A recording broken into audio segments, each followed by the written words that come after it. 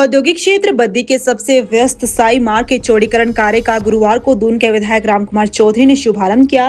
करीब 12.50 करोड़ रुपए की लागत से तैयार होने वाली इस परियोजना से क्षेत्र में लंबे समय से बनी यातायात अव्यवस्था और जाम की समस्या से राहत मिलने की उम्मीद है। विधायक रामकुमार चौधरी ने बताया कि सड़क चौड़ीकरण कार्य शुरू करने से पहले सड़क पर चिन्हांकन और बिजली के खंभों को स्थानांतरित करने की प्रक्रिया पूरी कर ली गई है। अब सड़क के दोनों ओर लगभग 3.5 फुट चौड़े ड्रेन और नालों का निर्माण किया जाएगा, जिसके बाद सड़क चौड़ीकरण का कार्य तेजी से आगे बढ़ाया जाएगा। उन्होंने कहा कि परियोजना के पूर्ण होने के बाद साई मार्ग पर वाहनों की आवाजाही सुगम होगी और बार बार लगने वाले जाम से लोगों को राहत मिलेगी। इसके अलावा पैदल चलने वाले लोगों की सुरक्षा भी सुनिश्चित होगी और सड़क दुर्घटनाओं की संभावनाओं में कमी आएगी। विधायक ने इस महत्वपूर्ण परियोजना के लिए स्थानीय दुकानदार और क्षेत्रवासियों द्वारा दिए गए सहयोग के लिए उनका आभार व्यक्त किया। इस दौरान विधायक ने विपक्ष पर भी निशाना साधते हुए कहा कि कुछ लोग केवल सोशल मीडिया के माध्यम से भ्रामक प्रचार कर सरकार की छवि खराब करने का प्रयास कर रहे हैं, जबकि प्रदेश सरकार जमीनी स्तर पर निरंतर विकास कार्य कर रही है। रामकुमार चौधरी ने कहा कि आचार संहिता और नगर परिषद क्षेत्र से जुड़े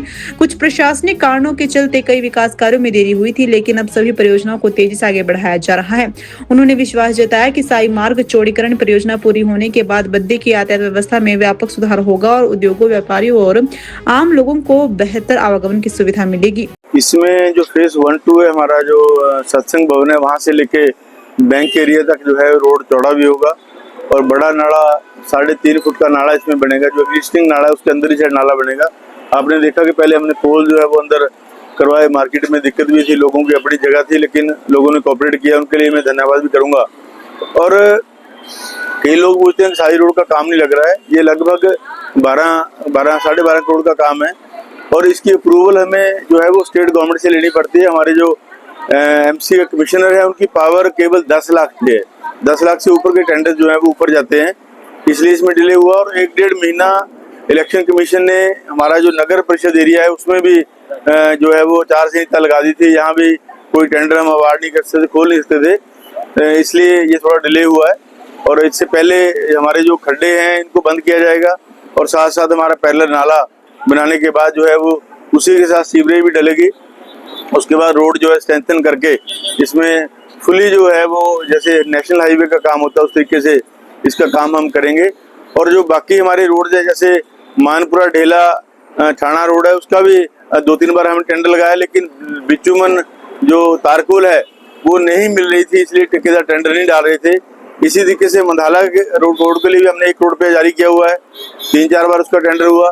अब फाइनली टेंडर जो है वो हमारे 2 ठेकेदारों ने लिया है, तो उसके बाद उसका कार्य भी जो है 1-2 दिन में स्टार्ट हो जाएगा और उसको भी 10-15 दिन के अंदर हम जो है मुकम्मल करेंगे। और साई रोड का काम लगभग 6 महीने हमें लगेंगे इसमें, तो 6 महीने के अंदर जो है वो बढ़िया रोड हम बना के देंगे। एक साइड हमारे पोल चेंज हो गए, दूसरी साइड अभी पोल पीछे करने हैं, उसके बाद नाला बनेगा।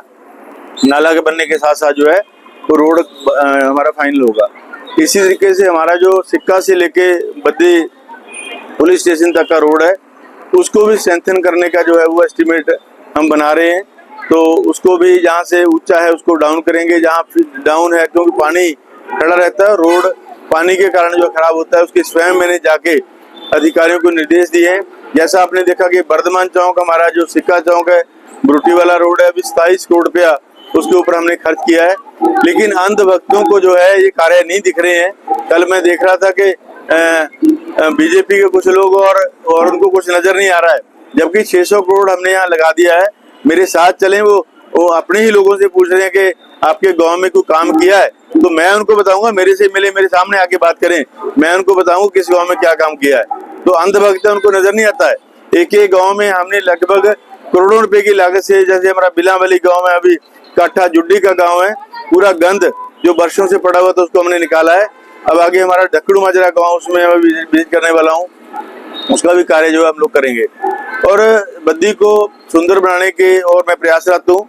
पैसे का प्रबंध हमने कर लिया है, हालांकि भारत सरकार से जो है वो हमारी ग्रांट्स बंद हो चुकी हैं, फिर भी हम डेवलपमेंट के लिए जो है पैसा स्टेट गवर्नमेंट की तरफ से जो है जैसे तैसे ला के जो है अपने कामों को सुचारू रूप से चला रहे हैं।